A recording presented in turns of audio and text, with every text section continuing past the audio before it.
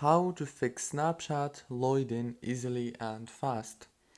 First thing guys, open the settings, go to the apps manager. When you open the apps on this page, you will find all the apps that you have on your phone. Scroll until you find Snapchat, click on it, and now click on force stop, and then click on data usage. Make sure to enable all these options.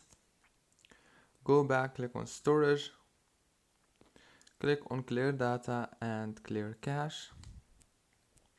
Go back to the settings on your phone, go to the wireless add networks, and then enable the airplane mode for 5 seconds and disable it.